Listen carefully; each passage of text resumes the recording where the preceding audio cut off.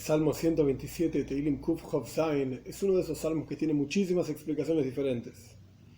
Nosotros vamos a tomar una de esas explicaciones, que es David Amelech, el rey David, escribiendo un salmo con Ruach HaKodesh, inspiración divina, pensando en Shloime Amelech, en su hijo Shloime, que construye el primer templo, el primer Beis HaMikdash. Pero en el momento mismo de la construcción, Shloime Amelech se casa con Bas Paroi, con la hija del faraón, la convierte al judaísmo, etc., pero no fue un buen casamiento, no fue una buena decisión. Entonces el rey David escribe un salmo explicando que si no es Dios mismo el que cuida el Beis HaMikdash, el templo, etc., toda la construcción no tiene ningún sentido. Vamos a ver. Aleph 1. Shiramai lois lishloimei imadeinai lo ibnegais shav amlu boinavoy imadeinai lo ishmar ir shav shakat shoimehr.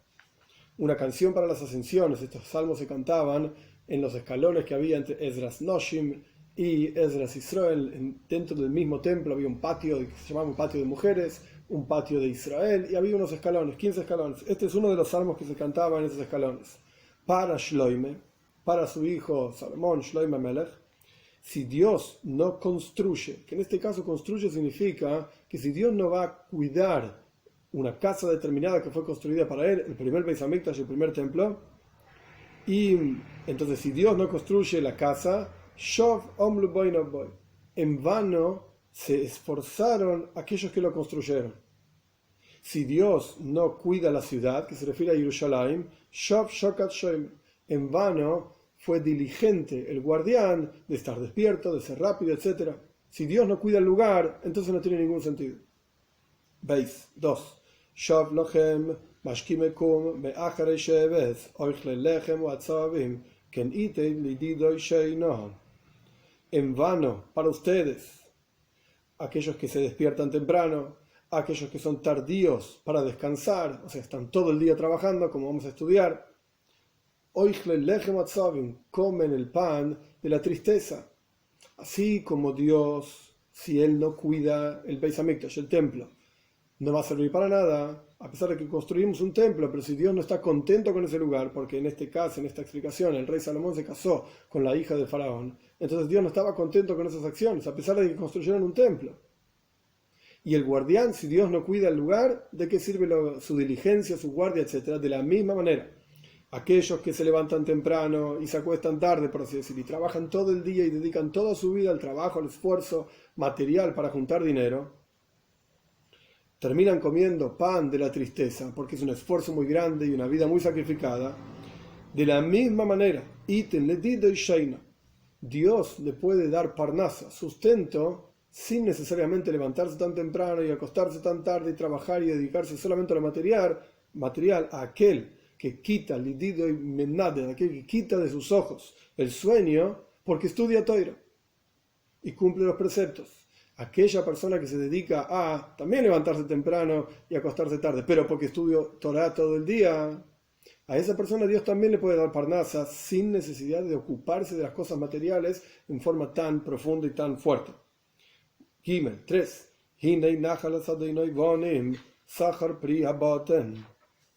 He aquí, aquellas personas que se dedican a lo material y el esfuerzo, etcétera, para dejarle a sus hijos propiedades y dinero, etcétera. ¿Quién dijo que van a tener hijos? Los hijos son Nachal Hashem Banim. La herencia de Dios son los hijos. Él es el que decide quién va a tener hijos, quién no va a tener hijos, etc. Sachar Priya Baton son la recompensa del fruto del vientre. Quiere decir que por más que uno se esfuerce para dejarle a sus hijos y juntar mucho dinero, etc., y propiedades, al fin y al cabo esos hijos le pertenecen a Dios. Dale, 4. Kehitzim beyad gibor ken bnei aneurim. Así como flechas en manos de un valiente, que no alcanza solamente con tener flechas, sino que la persona tiene que saber dónde tirar las flechas, cómo tirar las flechas y hacerlo con fuerza. De la misma manera, no alcanza a construir un Beis HaMikdash, un templo. Las acciones tienen que ser adecuadas para que Dios quiera residir en ese templo. No alcanza con trabajar y esforzarse en lo material, sino que hay que estudiar Torah. Y ahí Dios da parnasa, da sustento, como vamos a estudiar más adelante. De la misma manera, no alcanza con tener flechas, sino que uno tiene que saber cómo tirarlas, dónde tirarlas y tener la fuerza para tirarlas como corresponde. De la misma manera, así como las flechas en manos de un valiente, guerrero, fuerte, de la misma manera los hijos que uno educó como corresponde en la juventud. Hey, 5. Ashrei hagever asher milei esashpasoi mehem lo yevoishu ki edabru esoivim bashoar.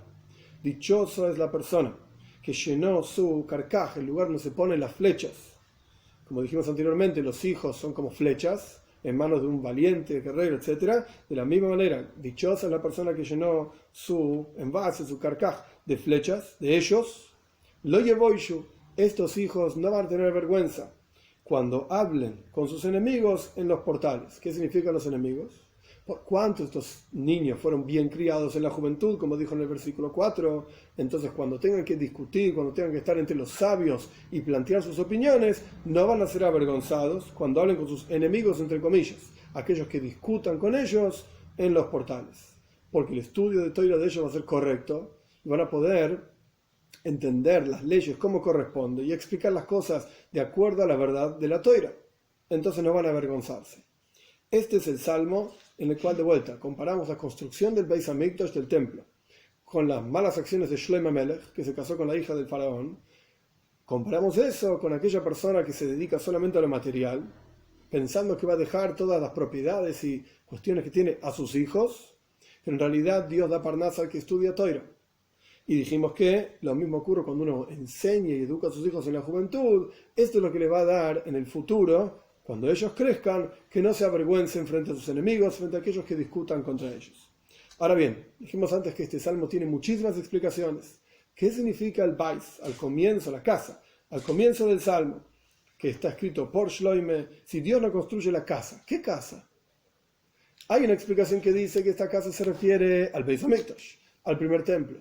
Hay una explicación que dice que en realidad se refiere a Torah Sheba'al Peh, a la Torah oral, que no alcanza solamente con Torah escrita, hay que tener un Bais, hay que tener una casa, una Torah oral que explica y nos muestra de qué está hablando la Torah escrita. Hay una explicación que está un poco más mística, cabalística, que en realidad Bais, la casa, se refiere a un nivel místico que se llama Malchus, el reinado divino, que es la palabra. Si Dios no está con la palabra de uno, entonces ¿para qué sirve hablar? Etcétera. Hay una explicación que dice que en realidad esto, el Bais, la casa, es Soivev Kol Almen, otra explicación mística. Es como Dios trasciende los mundos. No alcanza a un Dios, por así decir, investido en el mundo material, sino que también Dios es infinito. Así como es finito también. Hay otra explicación que dice que en realidad es el reinado de Shlomo Melech. Esta casa es la casa del reinado de David HaMelech, que continuó con Shlomo Melech, porque hubo varios, Avshalom, Adoniyahu, otros hijos del rey David que querían quitarle el reinado a Shlomo. Entonces, si Dios no va a estar con Shlomo, ¿de qué sirve el legado, digamos, que pueda dejar el rey David? Otra explicación, que esta es la que vamos a desarrollar más adelante, habla de Parnasa, del sustento. La casa es el sustento de la persona. Y otra explicación habla del Beis Hamikdash Ashlishi, el tercer Beis Hamikdash, que es Dios directamente con sus propias manos el que lo va a construir. Ahora bien, al respecto de Parnasa, del sustento, si tomamos la explicación de que esta casa es el sustento que la persona logra, etcétera, que Dios le da, en este mismo asunto hay que saber cuánto el versículo dice Im Hashem lo ibne bais, si no va a ser Dios quien construya esa casa, si no va a ser Dios quien te dé el sustento. Birjas Hashem Isashir, es la bendición de Dios quien te da la bendición, quien te da la riqueza para tener sustento, para soportar a tu familia, apoyar, etcétera, etcétera, para tener el sustento de todos los días. Birjas Hashem, cuando decimos la bendición de Dios, es específicamente el tetragramaton, el nombre de Dios de 4 letras, una Yud, una Hei, una Vav y una Hei, que representa a Dios como infinito. Ahora bien, a pesar de que la bendición de Dios, como dice en el versículo, Im Hashem, el nombre de Dios de 4 letras, no va a cuidar la casa, el sustento, ese sustento nos llega a nosotros a través de otro nombre de Dios, Shem Elohim. El nombre Elohim es Hateva, es la naturaleza. Suman exactamente igual 86 las letras de la palabra Elohim y 86 las letras de la palabra Hateva. Quiere decir que hay una naturaleza que oculta la presencia infinita de Dios. Uno tiene que trabajar en la naturaleza. Es verdad, es la bendición de Dios la que te enriquece. Pero veraja Hashem Dios te va a bendecir en todo lo que hagas. Quiere decir que uno tiene que hacer algo en los caminos de la naturaleza, en donde reside un recipiente, en donde reside la bendición divina. Y ese recipiente, por supuesto, tiene que estar, entre comillas, lo digo, limpio. Tiene que ser de acuerdo a la voluntad de Dios. Si yo voy a robar, no es que voy a tener sustento y la bendición divina me enriqueció robando, porque claramente Dios está en contra del robo. no es su voluntad que robemos, etc. Entonces el recipiente en sí tiene que ser de acuerdo a la voluntad de Dios para que resida la bendición divina. Pero aún así, no alcanza solamente con el recipiente que uno hace. Uno tiene que saber que lo principal no es haber construido la casa, lo principal no es el guardián cuidando la ciudad, sino que lo principal es que la persona busque a Dios y que la persona sea consciente de que es Birjas Hashem Isashi, que es justamente la bendición divina la que nos da sustento. Y esto lo dice también el Talmud, es interesante. El Talmud dice, Yarbe Bizhoir, una persona que quiere enriquecerse tiene que tener mucho mercancía y vender y comprar, etcétera, etcétera, pero no alcanza solamente con eso. Uno tiene que pedir misericordia a Dios, que lo ayude en su sustento. Entonces, la conclusión es, si no va a ser Dios quien esté involucrado con nuestra casa, es decir, con nuestro sustento, porque nosotros lo buscamos, le pedimos y somos conscientes que es Él el que nos da el sustento, en vano se esforzó el que construyó ese sustento. Todo lo que uno haga en el mundo de la naturaleza va a ser totalmente en vano, todo lo que uno guarde y cuide también va a ser totalmente en vano, porque en la práctica es solamente la bendición de Dios la que nos enriquece.